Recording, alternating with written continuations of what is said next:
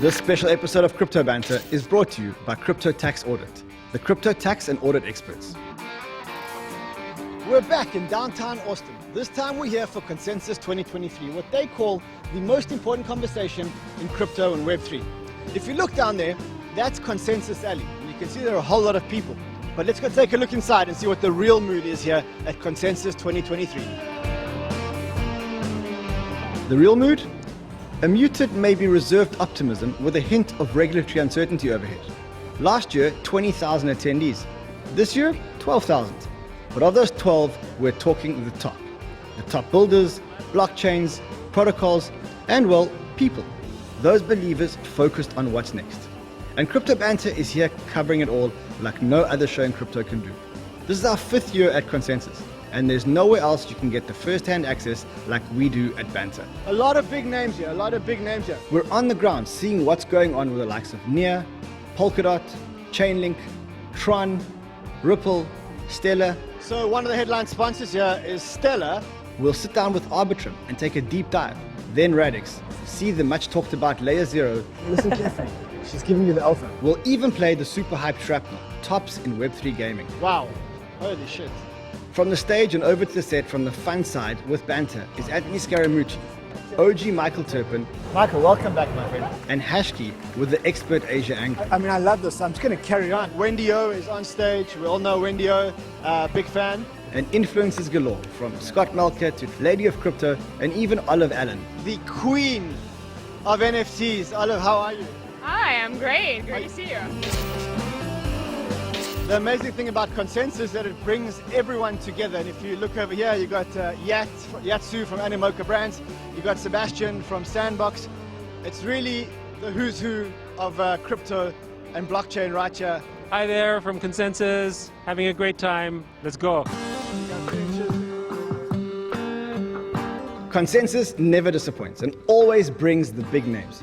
Even government officials like Senator Cynthia Lummis, plus Coinbase's lawyer examining their lawsuit against the SEC. But what is remarkable to me is that the SEC's position that essentially every asset other than Bitcoin, or maybe ETH, does anybody in this room know what the SEC thinks about ETH after the chair's testimony last week? Binance Security talked rooting out hackers from the likes of North Korea.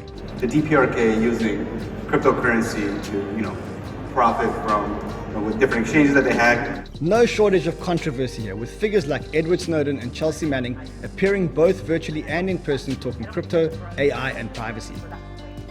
Fit-for-purpose stablecoin legislation must protect American citizens' financial rights to privacy. On the positive side, the former CFTC head was here, supporting along with the nation states like Bermuda and Barbados, encouraging adoption, as well as 𝗕𝗏𝗍𝗽 from Circle, trying to do their best in the United States. The choice between stablecoins and CBDCs is a false choice. The real choice is between financial freedom and financial control. Covering it all was CoinDesk, the likes of Michael Casey and Emily Parker making headlines. Okay, so I'm Michael Casey. The final stage, you see you got Emily Parker here. And at the speaker's AMA stage, on the VC side, you had heavyweights like 𝗵𝗏𝘆𝗽𝗏𝗽 from Polychain, and you had Joey Krug from Pantera Capital. Consensus here in Austin is always massive, with 6 big stages in total. You had leads at Polygon, Filecoin, Solana, Secret, and Stacks all making their claim. And flying high from the AI hype, Ben Goertzel from Singularity. Lining the hall are sponsors about like CryptoTaxAudit, and projects abound here like QREDO, Giddy, Chili's, and more. So you see, that is our stand over there. That's where we actually film everything. Over here, you have what they call the AMA stage. It's like ask me anything. So the speakers come here after their talks, and you ask them what's going on. And over here, what I see QREDO. How are you, sir? How's it going? Web3, NFTs, and entertainment keep making headlines. William Shatner on stage with his new NFT project. John Heder from Napoleon Dynamite fame debuting his new NFT animated series. It's like, let's wear hats, we'll stand out. Plus, 𝗏𝗏𝗽𝗏 Yuga Labs here and Titan Marvel Studios making And then waves. the original colors. Even NFLers here are developing and building. You even have former NFL players, right? Yeah, how we doing? The best part? The fans. Thank you, sir. Thank you. You never know when it is. Hey, how's it going? How's it going? How's it going? Good. And the friends. As you can see, lots of people here, lots, including a school friend of mine that I haven't seen for 30 years. Ran, how are you, buddy? How's it going, bro? What amazing to see you. Nice to see you, bro. He was a maniac. Good to see old I friends. was a maniac. And so good to see Casey Craig from CoinDesk. Okay, so here we are with the conference organizers. Casey, welcome. Thank you for having me. Wow, what a great event. Oh, I'm so glad you're here. Yes, it's huge. We have 12,000 attendees this year. We have 400 speakers, 10 stages, 200 sponsors, 440 external press are here. So yeah, I mean, it's even though that we're in a little bit of a bear market and the industry has shifted, I mean, you can just tell by looking around the conference that the industry is so strong. Look, I was about to say, you're talking bull market numbers in the bear market. Yeah. But it doesn't feel as busy as it was last year. Now, last year was a raging bull market. I think now it's a little bit different. Yeah. Is that the feeling that you get here? Yeah, a little bit. I mean, so last year we had 20,000 attendees. This year we have 12,000. But honestly, I felt last year was almost like chaotic. Like it was definitely like similar to what was going on in the industry. But this year, I think people are more like serious, productive. It's less of a spectacle. Case, we're in the heart of the US. Yes. In Austin. It's amazing here. Yeah. But it's also the land where the SEC is clamping down on crypto and you know, it hasn't been the most favorable of environments. Yes. Did you get a lot of concern from sponsors, maybe even attendees, projects that kind of said, hey, look, we want to be here, but we're kind of scared of being in front of the SEC? So you know what, we were worried about that. So we kind of like we were preparing ourselves in case any of the international sponsors would want to pull out, and that actually wasn't the case. So we've been good. And you know, because we cover regulation is such a big part of CoinDesk News, as you notice, it's a big part of the panels. We have a lot of policymakers here, a lot of regulators. So, I mean, I don't think from the attendee sponsorship standpoint has been an issue, but we wanted to make a point of making sure that the regulatory policy news was a big part of the consensus agenda. Just so people would get their facts straight and get more informed. And why Austin? I mean, it used to be held in New York years ago. Then we moved it to Austin last year for the first time, right? Yeah. Are we going to be back here next year? I think so. I mean, we just outgrew New York. I don't know if you went to the first one. So this is the 9th year of consensus. The first one only had 500 people. I think in 2018, I don't know the exact number, but we were exploding out of the Hilton. Like we were busting at the seams. It wasn't a pleasant experience. And we wanted to get bigger and better. And we also wanted to kind of emulate South by Southwest a little bit. I mean, no one wants to sit inside like a dark theater watching a panel all day. So we wanted to kind of make it more lively, more experiences. So glad. Case, thank you for having us. It's course. been an awesome conference, and we'll see you again in 2024. Well, thank you so much for having me. 2024, the year of the halving. We all can't wait. To get some insight on the market, let's talk with some of the funds and some of the big heavy hitters, starting off with Anthony Scaramucci, just off the stage. Let's talk broader picture. You're my American spokesperson, because I don't live in America. Okay. But you're quite close to the fire in terms of what's going on here. You got Gary Gensler trying to call everything a security. You got this Operation Choke Point.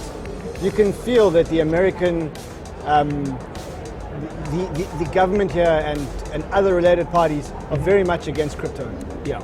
And I'm feeling it here at the conference. So, listen, I don't know the reason why, and they won't state publicly the reason why. And if you watch Gary's smirkingly arrogant testimony, he's not even going to tell you what he thinks is a security or isn't. When they ask him point blank, is Ethereum a security, he won't answer the question. So if it's a governmental macroeconomic decision, I think the United States government owes that to the American people to explain that. If it's an Elizabeth Warren, Gary Gensler decision, then it's up to the United States government through our administrative law process or through our Congress to stop that. They should not be in a position to opine on the law. They should be in a position to either, in her case, write law, and you'll notice she's only passed one bill in the 10 years that she's been in the Senate, but it's not up to him as an autocrat to tell us what the law is and then execute the law. He has to get it from the Congress. And so I think that's his shortcoming among many shortcomings. You're starting to feel that people are leaving the United States. Yeah. Developers are leaving. Conference goers are leaving. I believe that this conference will be half the size next year if everything carries on. My question is, how does this resolve itself? Well, I mean, that's the good news about the United States. We recirculate our elites here, It's not like the communist Chinese, the Chinese Communist Party where they have one group of elites, they run the country in perpetuity. So, Gary will be gone. Eventually Elizabeth Warren will be gone. Your generation of political leaders will be rising. They're Bitcoiners, they're digital asset acceptors. And so these people will set back the United States, but they're not going to finish the United States as it relates to digital property or digital assets. So, Anthony Scaramucci, as of now, today, are you bullish about the next 5 years of blockchain and crypto in the United States? If you're going to say yes, I want to know why. Okay, so I'm going to say I don't know about the United States. On a macroeconomic level, globally, yes, I'm very bullish. Sure, we all are. 10x for Bitcoin in 5 years. But in the United States, we could get slowed down by these people. If Joe Biden wins re-election, our de facto president for financial services is Elizabeth Warren, okay? And she's acting like George Washington's grandmother. She's a Luddite that has no technological understanding of what's going on. But here's the good news. We have a decentralized government. And so we have a lot of people in the government that are going to be supported by people like me. And the first question is going to be, are you or are you not pro-crypto, pro our industry, our digital industry? And I think that there's an overwhelming number of people here in the United States that are going to push these public servants in that direction. So I can't speak for the next 5 years, but I can tell you over 10 years, the United States and its policies, they'll be backed into and forced into it, or we'll recirculate these nefarious elites right now, and we'll have better, more progressive, more practical people in positions of power. One or the other will happen. I mean, to me, as an outsider looking in, I kind of feel sorry for the Americans. I think the Americans deserve better. I think Americans deserve better. And I'll be out there speaking about it, even though these guys give me a lot of flack. Americans deserve better. A lot of flack. All right, good to see you. Good to see you. Americans do deserve better. And here at Consensus, everyone seems to be working towards that goal. One who's been here a long time is OG Michael Terpin. We always talk about the 4-year cycle. We talk about the halving. I always say it's the most accurate measure as to when we're going to get a bull run. The person that taught me about the 4-year cycle is someone who I call the godfather of crypto. He's sitting right here next to me, Michael Terpin. Michael, welcome back, my friend. Thank you, Ran. In 2016 or 17, we met. Yes. And you taught me about the 4-year cycle, and you assured me that the Bitcoin all-time high is as predictable as 4 years. Walk me through the thinking behind it. Sure. It's math, right? And when you have OPEC, if they were to cut production 50%, what would happen to the price of oil, right? They just did 4 or 5% and it went crazy. So with the U.S. economy, they say when the U.S. economy gets a cold, the rest of the world gets pneumonia. When Bitcoin gets a cold, the rest of crypto gets pneumonia. And it's amazing how predictable the 4-year cycles have been. 2012 was the first halving, it went up 100x a year later. 2016 was the second halving, it went up 30x a year later, a year and a half actually.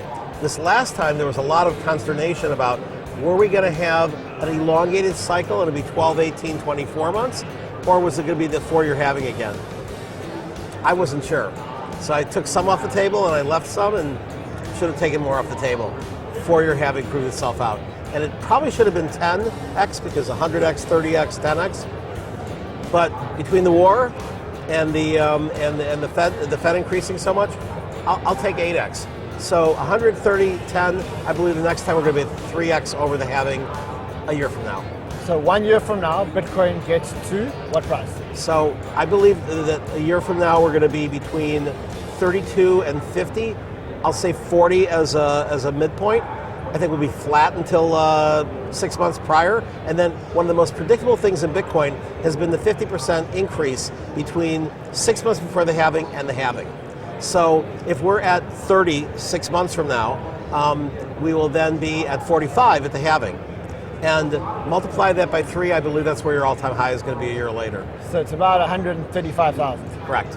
All right, well, we'll talk to you about a year after halving, year and a half after halving, and see if you're right. That's amazing. Mike, so good to see you, my friend. Okay, thank you. He really is the guy that introduced me to this industry and to the halvings and to a lot of the things that I know about Bitcoin and crypto. So it's such an honor to see him here again today. From the Bitcoin halving, let's talk Asia markets. Hopefully. The most important markets in crypto right now. Now, rewind about a month. There was a massive, massive conference in Hong Kong. and it was heaving. Now here's one of the organizers of the conference. Deng, when you look around here and then you compare it to Hong Kong, what do you feel? What do you see? When I first entered into this arena, I do see fewer people compared to the crowds we saw in Hong Kong last week. 50,000. 15,000 is the registration, wow. But in total, Hong Kong attracted over 50,000 people to Hong Kong for the Web3 events. What's the difference between what's going on in Hong Kong and what's going on in the USA? Whereas in Hong Kong, the regulators, the government have been very supportive of Web3 and blockchain industry because, you know, Hong Kong missed the train in the internet ages.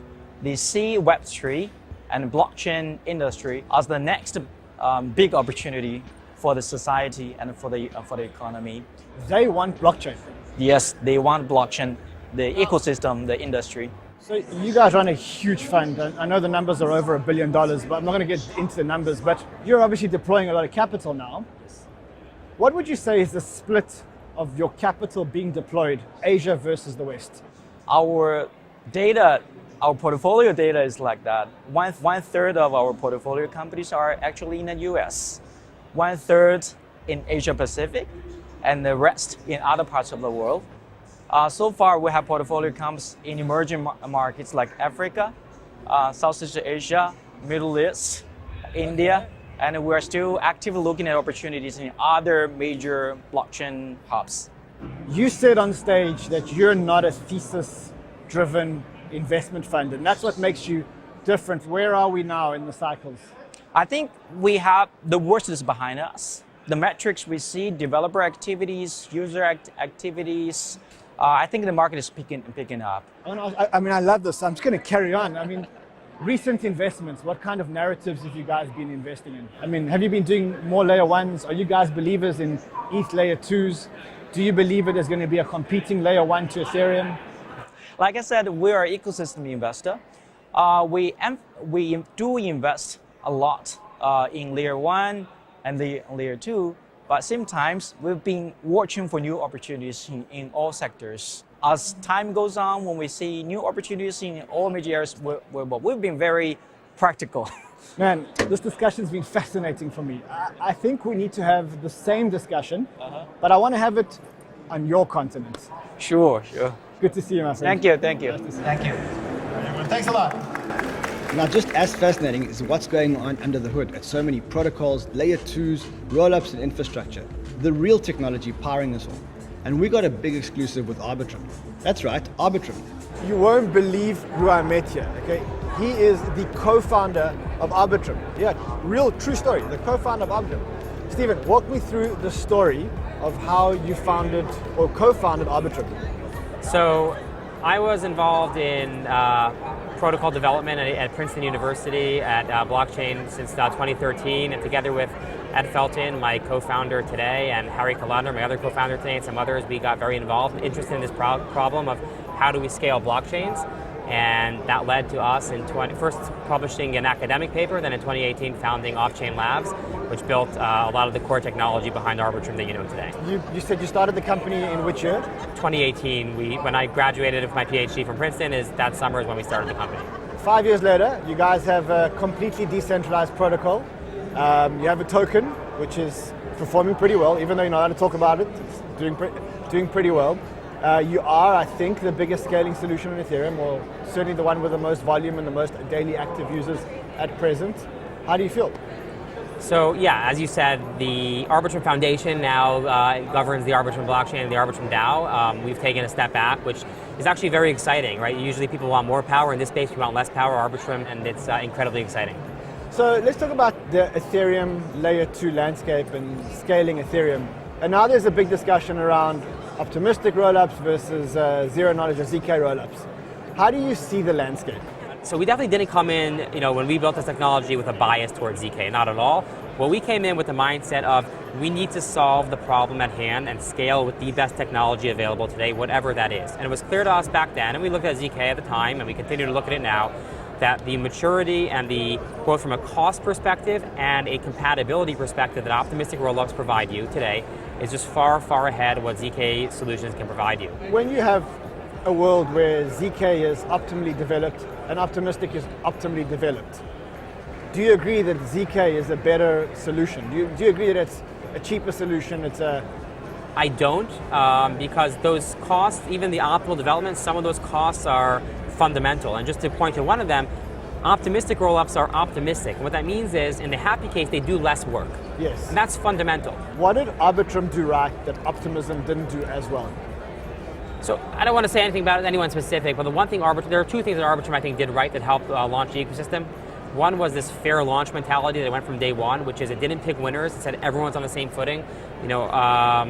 Arbitrum, the core team behind, really, supported everyone equally, and there was a fair launch, which meant there was a period of time in which no one could launch until everyone was ready at the same time, and those values have pervaded the ecosystem, and it's the most collaborative and inclusive ecosystem. If I look at Arbitrum, the killer application on Arbitrum, because of the speed and the low transaction fees, is DEXs and trading and perpetuals. I mean, that's arguably, I think, GNS, Gains Network, which is one of our partners, actually, GMX.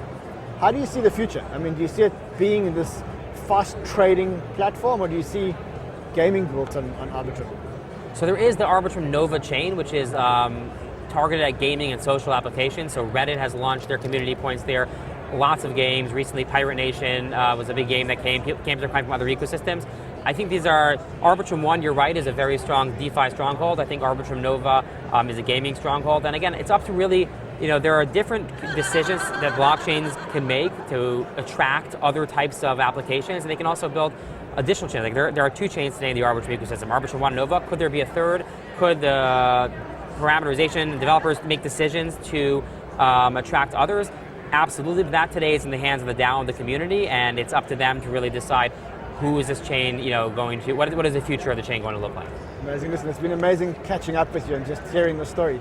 Well done, my friend. Likewise, thank you. Great to catch up as well. From a relative newcomer, let's check in with a good friend of the show, Near Protocol, who we've had on in Lisbon and in Seoul. Like Arbitrum, always building. We actually spoke last at the Near conference, which was, I think, in September, before the Solana conference. Yep, in September. And then FTX, and now we're in a post-FTX world.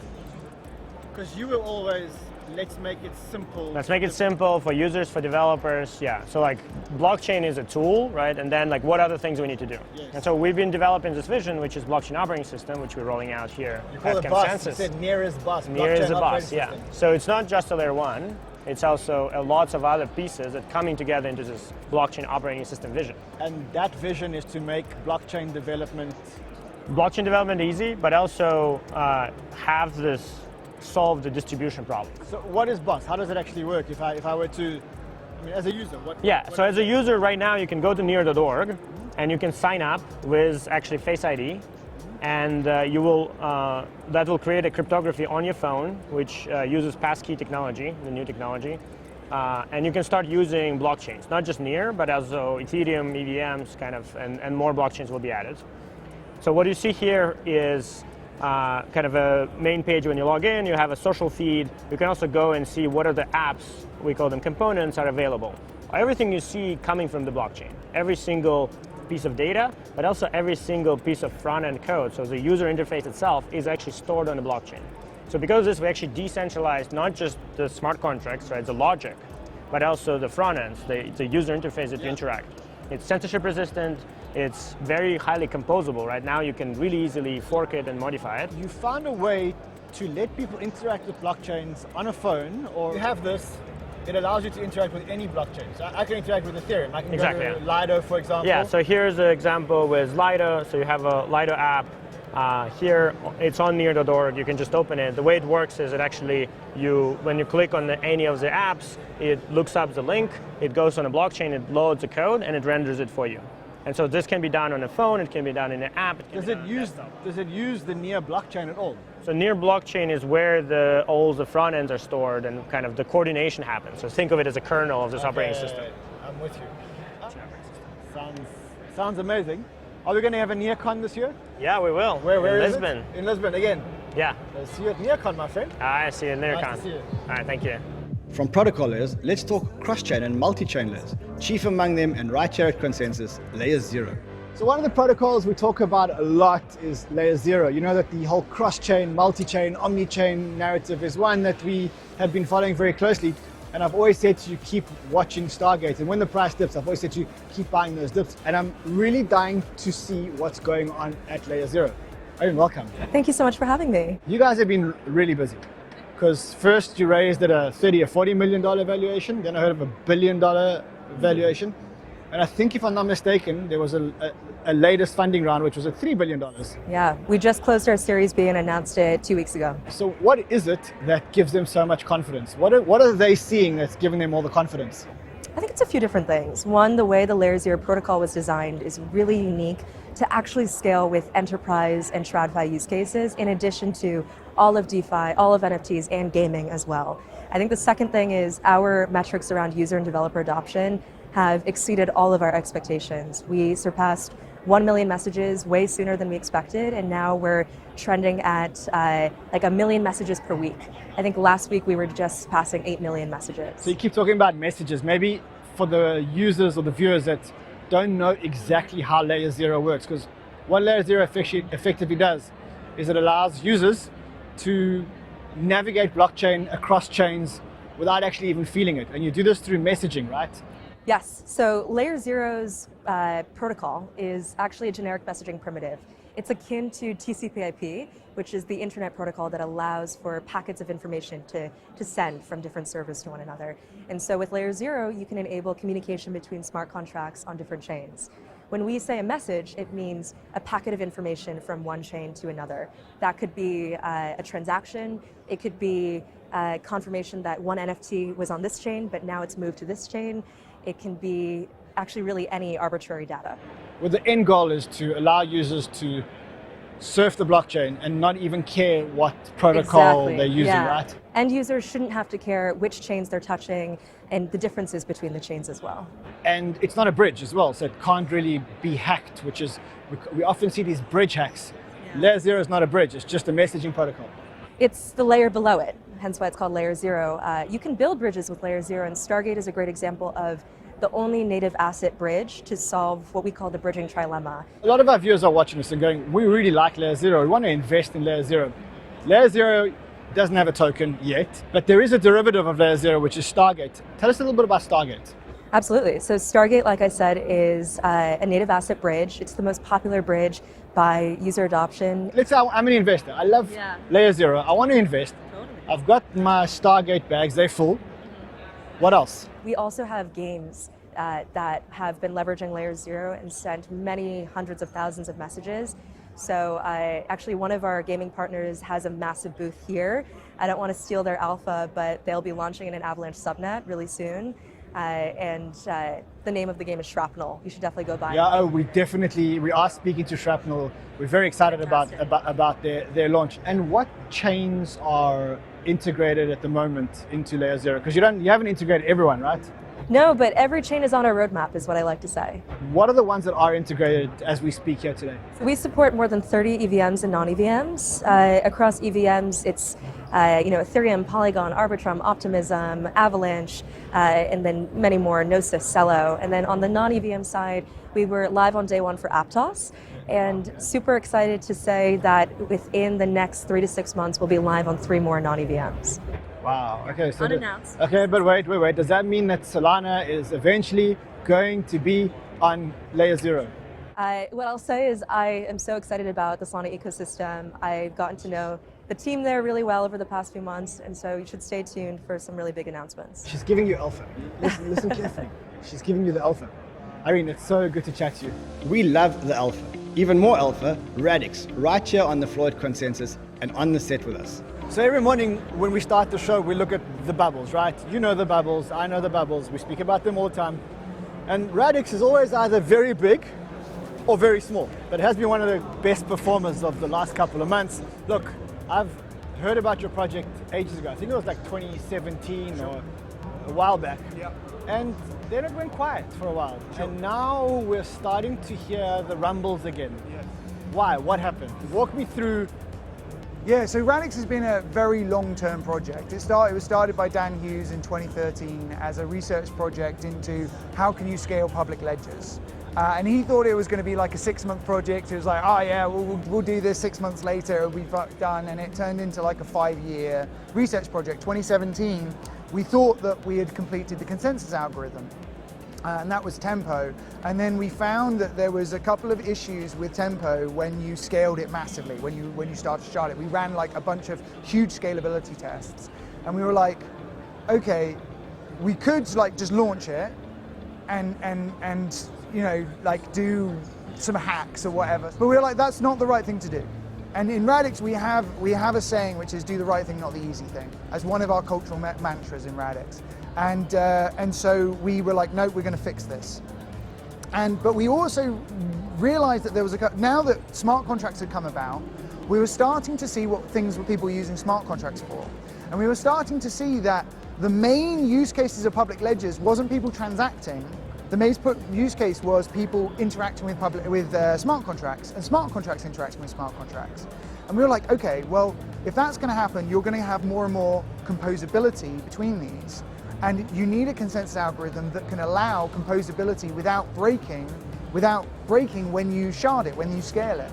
So now we had the new thing that we knew that we had to do. We had to make sure that we could use our massive scalability through sharding, but we could add atomic composability to that so that you could have DeFi applications which were in different shards that could still be scaled and still be used in the same transaction that just doesn't happen in L2s and doesn't happen in the sharding techniques that you see in things like Near and Polkadot and stuff like that. But we were just continually hearing that the programming experience of building smart contracts was so bad that 90% of developers that tried it just said, no, I don't want to do this, I'm not going to get involved, I'm not going to be in here.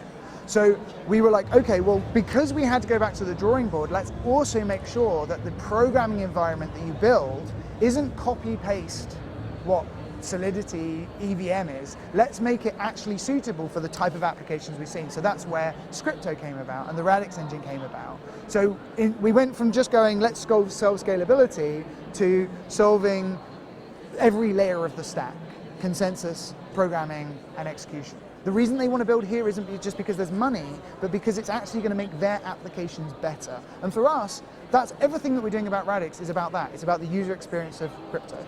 Speaking of announcements, so we did hear an announcement about a week ago with Layer 0 and an integration into Layer 0. I mean, kudos to you guys. That is, to me, sounds like a big announcement because if I look around at the blockchains that they haven't integrated, for one, they haven't even integrated Solana yet.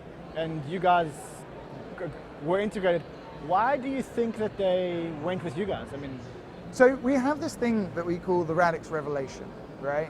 Which is that we have actually thought about our tech at every layer, and because we've been building for so long, like it all hangs together really beautifully. So for a tech person, when you go and show them Scripto, the transaction manifest, the Radix engine, and consensus, it's sort of like this moment where they go, oh my God, this is how you're supposed to build this tech. This is it. And Layer 0 are very technical. So and Layer 0 is a really technical. Look at this and they thought, hold on a second, these guys are onto something. Right. Listen, Piers, it's been amazing chatting to you guys. I mean, as I say, I've heard of the project a lot. Great. Been speaking about it a lot more now, and certainly will continue to follow your progress. Thank you very much. Thank you, sir. Thank you. No crypto conference is complete unless we take a walk around the floor to find out exactly what people are thinking here at Consensus 2023. And I can see a friend over here, Lady of Crypto. How are you doing? Hello, yeah, I'm good, thank you. So nice to see you. What kind of vibe are you picking up here? Is it bullish? Is it bearish? Are people excited? Be honest, be honest. People are excited, You know, there's been movements in the markets over the last couple of weeks, months. You know, there is a mixture. I think there's a lot more excitement, the sentiment is better, and crypto is just waking up that little bit more, so. Awesome, listen, good to see you. You too, have a great time. Let's carry on, guys, let's take a walk. All right, so we were here last year. I want to say that last year it was much busier. There were a lot more people, but of course we were in the midst of a bull market. Now it is a bear market, but there's also some factor here around the fact that the United States has been clamping down on crypto. And a lot of projects don't want to be here because they don't want to be seen to be promoting to Americans. We continue to walk down. You've got Oculus, which is a kind of wallet. You can see a whole lot of sponsors. You've got Circle over there. The issuers of USDC over there, and we all remember what happened with Circle and Silicon Valley Bank. And over here we have the king of crypto PR, been here for a long time. So this is David Waxman and the team. Over there I see the queen of NFTs. What are you actually doing these days?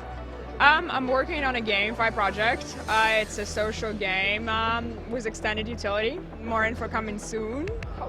More info coming soon. It's so good to see you. Yeah, great to see you. Reminds me of the 2018 bull market. Wow, yeah, it's true. It's a deja vu indeed. Nice to see you. All right, let's go, guys. There's a lot going on here. There's a lot going on. Here's Polkadot over here. Seems like lots going on, but the price action on Polkadot not reflecting.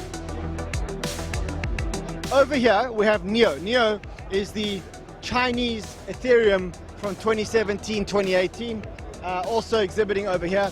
We'll carry on walking through the floors. It's getting busier and busier. It's getting busier. This is a good sign. And then one of the big attractions here, look at this. This is 𝗏𝗏 Protocol. I mean, look at the action here at the 𝗏𝗏 Protocol stand. It's actually unbelievable what's going on here. And just behind them, you've got Ripple. You want to be supporting them. There's Ripple over there, which is, I guess now, today, we're all Ripple fans. Love or hate Ripple right now when they're going up against the SEC. And so we carry on. You have Chili's over here, right here. And then I want to take you, I saw something very, very, very cool here, which I want to show you guys. The booth that's been the busiest by far is this one here. It's a game called Shrapnel. Let's go take a look and maybe even talk to their founder. Let's go. Kelvin, how are you, my friend? Hey, what's going on? All right, so first of all, before we start, just maybe tell the viewers here what Shrapnel is and why all the hype is happening. Shrapnel is a AAA extraction first-person shooter, and you get to create your own content as well. So you can create skins, maps, and mint them as NFTs and share them with your friends. All right, so show me, maybe walk us through the game here. Sure, so I'm about to jump in. We're playing here, and if you look up at the sky, there's Sigma storms about to come in. That's going to be resources, and when you see the storms and the resources come down, you get them, collect them, fight for them, and try to escape with them. When does the game actually launch? You say this is a pre-alpha, right? Yeah, so end of year, we're targeting end of year launch on the Epic Games Store. And everything here is an NFT, so like it's completely NFT driven. Yeah, but I just want to caveat that with this is a optional hardcore mode, so you don't have to play the NFT game where you actually lose precious NFTs, but you know all the cool kids are going to be there. Kelvin, how do you see the whole industry, the Web3 gaming industry? You're a gamer at heart. Yeah, I mean, just like multiplayer games didn't become TCP IP games, I think blockchain games are just going to be very much under the hood. As long as we build the technology to abstract away the complexities of what it means to be a blockchain game, I think we'll get there. Amazing. All right, now I really want to play the game. Okay, so what do I do? Shoot and don't get shot. Shoot and don't get shot. Press play here. Do I use the keyboard or do I use the keyboard? WASD, shift is run. W-A? Yeah, W is go forward. Use the mouse to look. Wow. Right click to zoom in. Holy shit. There's an enemy right there. Where is he? He just ran there. Oh. From gameplay, we're checking in with some projects, building and rolling out their own news. One of the tokens we speak about a lot is Giddy, and they have a stand here at the conference, and here are the founders of Giddy. So listen, your token has a lot of hype. We talk about it a lot on Banter. Give us the rundown. Absolutely. So, we started with the mission to bring DeFi to everybody, and that's a complicated beast. You have to solve custody, you have to solve fiat ramps, you have to solve DeFi. There's a lot of things to that. So we spent about the last year and a half building technology. The token is a huge part of our platform. What actual products are developed at the moment that you believe assist in bringing DeFi to everybody? Yeah, so one of the hardest parts about crypto is private key management. You have a seed phrase. Where do you put it? Do you stamp it on metal? Do you write it on a piece of toilet paper? So we have a fully abstracted private key that is more secure than the average seed phrase. We've also fully abstracted gas fees and staking. It's one swipe to stake. It batches all the smart contracts. It removes the infinite approval bug. So we've really removed a lot of these UX barriers that keeps people out of DeFi. Degens, don't rush in until you hear the answer. You don't know my community. My community are crazy. You say token, they buy. So first, listen to the answer. Walk me through a token. What does a token do? How does it work? So we built this token to enable one-tap staking, where you don't have to worry about gas. You don't have to do 14 transactions to make an LP and stake it. That token powers all of that stuff. We did this a long time ago, before this was like really all that well known. There wasn't a lot of other like solutions. If I want to test Giddy, if I want to play with Giddy, where do I get the app from? So it's on Android and iOS. It's available in 150 countries. Download the app and you log in with an email, you set a passcode, and you're off to the races. I'm actually going to do that. Guys, thank you so much. Good to see you again. Yeah, thank you so much. Thank you, guys. Absolutely. Thank you. So all in all, lots going on here. Listen. Yes. I need an update on QREDO. I bought a bag, as you know. We appreciate it. Yeah, and I need to know what's going on. Everything's going on. So we are relaunching a brand new custody platform. Yesterday we announced something called QSign, which is an interoperability protocol, which basically makes the entire cross-chain ecosystem compatible. It's a big deal for us. A lot of people don't actually know what QREDO is about, and MPC is quite a complicated concept. So maybe try and dumb it down for those people who are watching and really want to understand what QREDO does. Of course. So really what QREDO is trying to do is to democratize access to the best in class of cryptography. Now what that means is, in short, is that we make accessible to everybody an open, permissionless wallet and custody platform. Yeah, so you've solved the private key problem, because I think the biggest problem in crypto is actually private keys. I don't want to hold my private keys. I don't know how. Most people don't know how to. It's terrifying. And that's what we've done at QREDO. We've made keyless wallets. So when you open a wallet with QREDO, the MPC technology takes care of the creation of the wallet and the securing of the wallet. There's no seed phrase, there's no private key. That's why we're starting to call these keyless wallets. I think a lot of you don't understand out there is that MPC is one of the biggest breakthroughs in cryptography. And I think that the way that these guys have done it in terms of distributed MPC is absolutely genius. This is definitely one to watch. Good to see you, my friend. Great to see you. I'm going to carry on with my walkthrough. Oh, good to see you soon. So we carry on our walk across here. Now I wanted to show you guys our sponsor for this episode. So it's called CryptoTaxAudit, and this is very important because if you're American and you ever get audited, these guys can help you out of the audit. Crypto taxes are super complicated, but these guys can help you. And in particular, if you get audited, these guys are going to help you. And look, they make it fun. I mean, they really do make it fun. So big shout out to the sponsor. If you want to find out more, click the link below. You may need this. You never know. You never know. You never know. We'll be back. CryptoTaxAudit is a trusted provider for your crypto taxes. Their audit defense subscription is like insurance, but for your crypto tax returns. Their team of experienced professionals help clients navigate the complex tax laws and regulations that govern cryptocurrencies and digital assets. CryptoTaxAudit monitors your IRS account, delivers you monthly status letters, and will defend you in an audit at no additional charge, as well as offer their full support as the best crypto tax audit provider.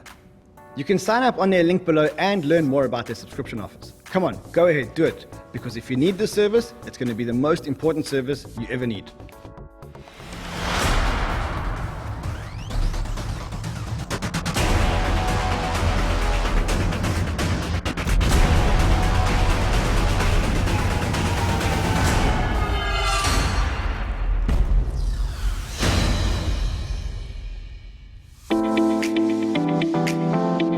Welcome back to Consensus. So all this project talk has us thinking, what's on everyone's mind here attending Consensus?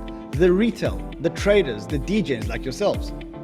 Introducing Rosalie, our Austin correspondent, to check on the pulse here. We are here at Consensus 2023, and we're going to see what the people on the floor have to say this year.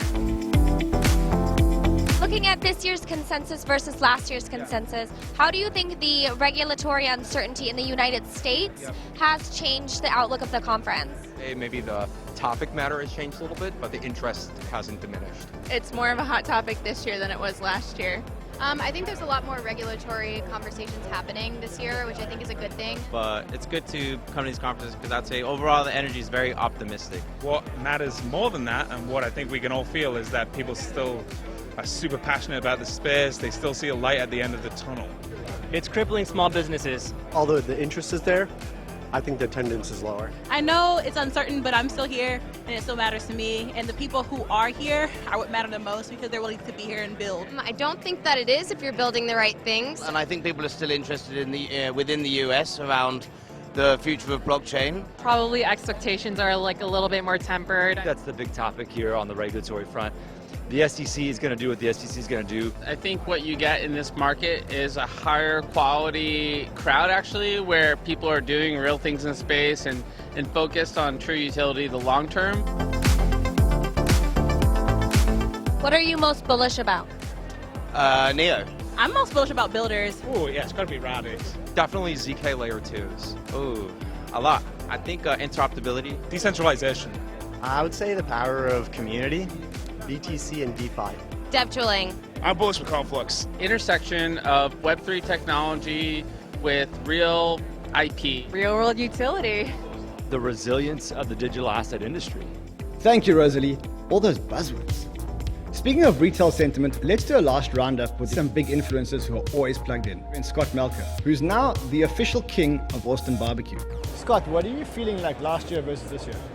It's a lot smaller. And there's a very obvious reason. So what is the reason? Okay, played with, it can be bear market and retail being flushed out. It could be that. It could be the US and their stance against crypto. It could even be one step further, the way I see it, and that is people are scared to come here. Companies are scared to come here because they don't want to be seen promoting on US soil. What do you think? I think it's literally all three of those things, and when you put those together, it's a perfect storm. So I think obviously retail just isn't as excited, right? You can see that reflected in the mood in general. I think that people are a little more dampened. They're just not quite as thrilled about the asset class, so they have that fear. Now, as far as advertising and sponsors, they're not touching things on US soil. If you're a foreign-based business, I can tell you anecdotally for a fact that I've spoken to some that said we were going to have a booth. Our lawyers said don't do it because you could be, in violation of the SAC because you're promoting a product that's not available to Americans. But that doesn't explain why people aren't here.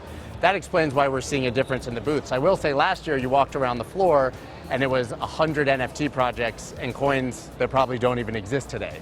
So maybe to some degree it's a good thing. This is the big companies that are here, but there's huge names that are blatantly missing. I haven't seen a Binance or, any of the foreign exchanges. They just don't have a presence. So I think it's all of the above. How are you feeling as an American? As an American in the US who's a big fan of blockchain, someone who's been working for many years pushing the movement. How are you feeling with the mood here? And you said it yourself that you blame 𝗕𝗓𝗄𝗃 for what's going on here. Yeah. How are you feeling? I'm disillusioned but empowered. But when I say empowered, I think it's really galvanized the community, those who are left, to fight and come together and really push back. And so, I think we're all cheering now Ripple, right? We used to have all this division and people were like, I hope Ripple gets crushed by the SEC. Now everyone wants Ripple to beat the SEC. Everybody wants Coinbase to sue the SEC. Everybody wants the SEC to come after Coinbase and for Coinbase to defend themselves. Because I think that what the regulators say and what Elizabeth Warren or the legislators say still has to hold up in court, and we're seeing a lot of pushback by judges, so to me that's encouraging. Grayscale, judge pushed back. In the Voyager case, even though it fell through, the judge pushed back on the SEC. Ripple, not a slam dunk for the SEC anymore. So I really think that the judicial system is going to put an end to this on our behalf. All right, let's go get some barbecue. What do you say? Let's do it. I'm getting a bit hungry, man. I'm starving. It's so good to see you, my brother. Thank you, man. Appreciate it, man, always. That's a wrap from Consensus 2023 here in Austin. Thank you. It's been a sideways week in the market, which we're liking right now as the regulatory headwinds shift, but seemingly leaving the market unscathed as of yet. Remember, It's an election year cycle coming up very soon in the United States. Interestingly, timed in line with the Bitcoin halving. The two narratives may intersect. The question is, will legislation catch up, be further pushed down the road, or even take a favorable turn, depending on the much debated outcomes in 2024? One thing's for sure, Banter will be back here next year, figuring it all out for you, the Banter fam. See you next year, and trade well, my friends.